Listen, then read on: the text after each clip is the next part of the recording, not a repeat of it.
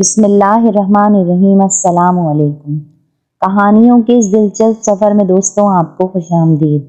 اس دلچسپ سفر میں اگر آپ میرے ہم سفر بننا چاہتے ہیں تو میرے YouTube چینل کو سبسکرائب کیجیے اور بیل نوٹیفیکیشن کو بھی آن کر دیجیے تاکہ آپ کو مل سکے ویڈیو اپڈیٹ۔ کسی شہر میں ایک حکیم رہتا تھا جو بہت بڑا عالم بھی تھا۔ ایک دن اچانک وہ مر گیا۔ اس کا ایک ہی بیٹا تھا جو اس کے مرنے کے بعد یتیم ہو گیا۔ حکیم ایک غریب آدمی تھا، اس لیے اس نے بیٹے کے لیے وراثت میں کچھ نہیں چھوڑا۔ باپ کے انتقال کے بعد لڑکا بہت فکر مند تھا کیونکہ اس کے پاس تو باپ جیسا علم بھی نہیں تھا۔ اچانک ایک ترکیب اس کے ذہن میں آئی اور اس کی آنکھوں میں چمک آ گئی۔ اس نے شہر کے بازار میں ایک چھوٹی سی دکان کھول لی اور اس پر ایک بورڈ لکھ دیا جس پر تحریر تھا، اس دکان میں عقل بیچی جاتی ہے۔ سب لوگ بہت حیران تھے۔ وہ بورڈ دیکھتے اور کہتے، یہ کیا چیز ہے؟ عقل کی دکان؟ کیا پاگل پن ہے؟ لوگوں کی حیرت اس وقت اور بڑھ گئی جب وہ لڑکا گاہکوں کو بلانے کے لیے آوازیں لگانے لگا، آ جاؤ آ جاؤ، سستے داموں میں عقل خرید لو۔ ایسے موقع بار بار نہیں آتے، عقل کا سودا ہے۔ سب لوگ ہنستے اور اسے پاگل سمجھتے۔ اس کی دکان پر ایک بھی گاہک نہیں آتا۔ اتنا تو سبھی جانتے تھے کہ عقل بازار میں خریدی یا بیچی نہیں جاتی۔ کئی دن بیت گئے لیکن اس لڑکے نے ہمت نہیں ہاری۔ ایک دن ایک مالدار تاجر کے لڑکے کا ادھر سے گزر ہوا۔ وہ کچھ بے وقوف سا تھا۔ اس نے حکیم کے لڑکے کو آواز لگاتے دیکھا تو وہ قریب آ کر پوچھنے لگا، بھیا جو چیز تم بیچ رہے ہو وہ کیا سیر ہے؟ میاں عقل وزن سے نہیں بیچی جاتی۔ تم کتنی رقم کی عقل خریدنا چاہتے ہو؟ حکیم کے لڑکے نے کہا۔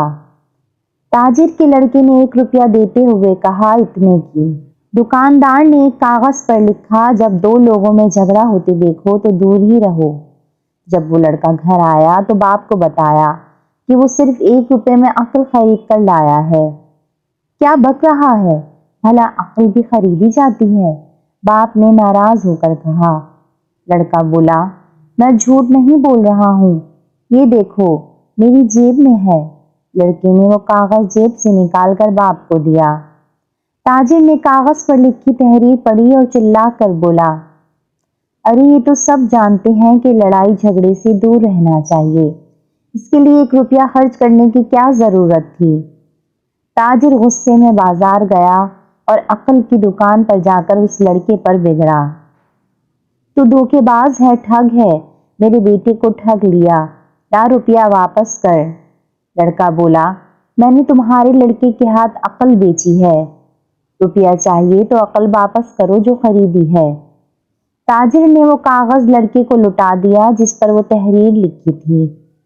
لڑکے نے کہا، یہ تو صرف کاغذ کا ٹکڑا ہے، عقل کہاں ہے جو میں نے بیچی ہے؟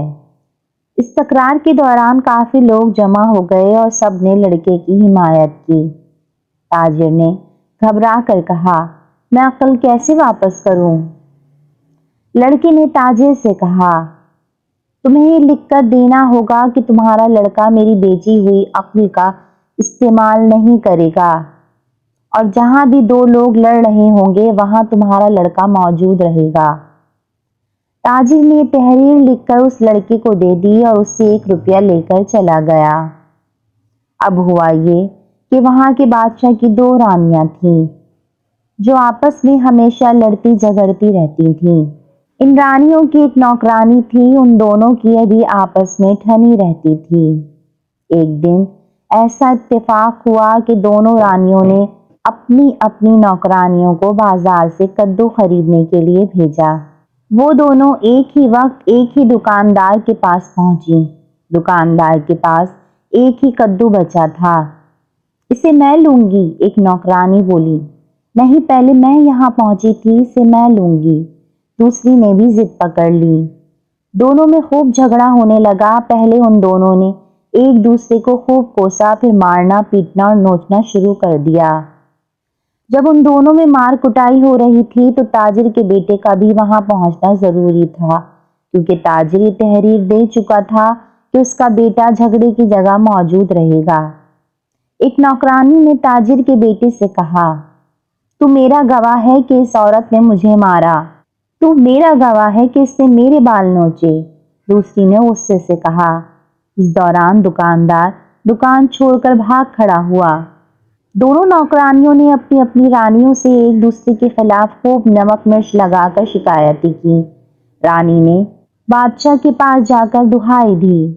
دونوں رانیوں نے تاجر کے بیٹے کو اپنا اپنا گواہ بنا کر دربار میں پیش ہونے کا حکم دیا، اور دونوں ہی نے دھمکیاں دیں کہ اگر تو نے میرے حق میں گواہی نہیں دی تو تیرا سر کٹوا دوں گی۔ تاجر اور اس کا بیٹا گھبرا گئے۔ ایک ہی آدمی دو لوگوں کا گواہ کیسے بن سکتا تھا؟ وہ جس کے بھی حق میں گواہی دیتا، دوسری اس کا سر کٹوا دیتی۔ بیٹے کے سر پر موت منڈلا رہی تھی۔ اچانک تاجر کو عقل کے سوداگر کی یاد آ گئی۔ وہی مجھے اس مصیبت سے نکلنے کا کوئی راستہ بتائے گا، اس نے آہستہ سے کہا۔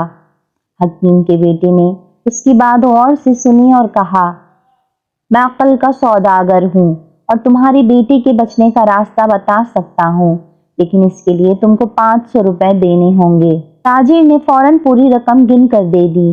حکیم کے لڑکے نے رقم کی تھیلی لے کر کہا، جب تمہارا بیٹا محل میں جائے تو پاگل بن جائے، اس طرح اس کی جان چھوٹ سکتی ہے۔ اگلے دن جب معاملہ دربار میں بادشاہ کے سامنے پیش ہوا اور تاجر کا لڑکا گواہی کے لیے حاضر ہوا تو وہ بہکی بہکی باتیں کرنے لگا۔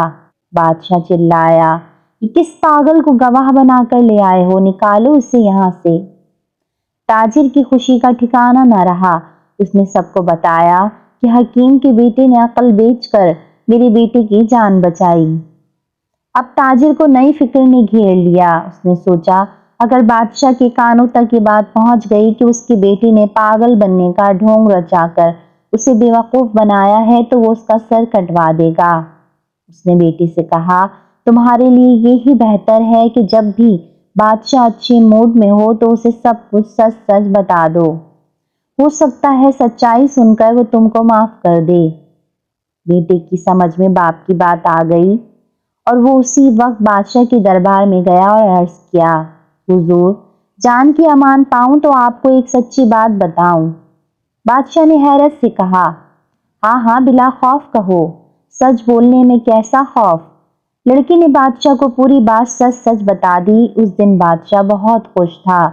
لڑکی کی بات سن کر وہ بہت ہنسا اور بولا، او لڑکے، تو نے تو ہمیں خوب الو بنایا، جا بھاگ جا، اور ہاں، میں اس عقل کے سوداگر سے ملنا چاہتا ہوں، اسے محل میں بھیج دے۔ حکیم کے لڑکے کو جب پتا چلا تو وہ ڈرتے ڈرتے محل میں آیا۔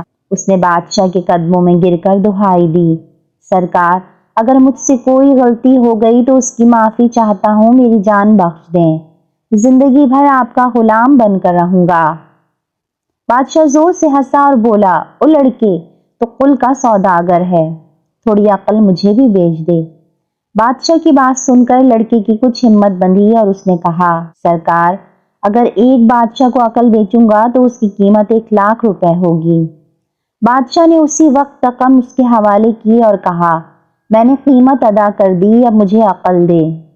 لڑکے نے کہا، کوئی بھی کام کرنے سے پہلے اس پر غور کر لیں، کام کرنے میں جلدی نہ کریں۔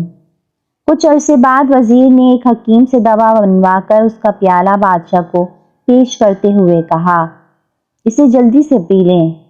بادشاہ کو اس لڑکے کے الفاظ یاد آ گئے کہ کوئی کام کرنے سے پہلے اس پر غور کر لیں، کام کرنے میں جلدی نہ کریں۔ بادشاہ نے وزیر کے چہرے کو غور سے دیکھا، وہ گھبرایا ہوا لگ رہا تھا، اس کا چہرہ پسینے میں تر تھا۔ بادشاہ کی تیز نظروں کی تاب نہ لا کر وزیر اس کے پیروں میں گر گیا اور کہنے لگا، حضور، آپ کا شبہ درست ہے، دوا میں زہر ملا ہوا ہے، میں نے آپ کو مارنے کی سازش چھوٹی رانی کے کہنے سے کی ہے۔ بادشاہ نے چھوٹی رانی، وزیر اور حکیم کو دوا کے 4 گھونٹ پینے کے لیے کہا۔ وہ بہت گڑ گڑائے لیکن بادشاہ نے ایک نہ سنی۔ دوا پی کر تینوں مر گئے۔ بادشاہ نے عقل بیچنے والے لڑکے کو اپنا وزیر بنا لیا۔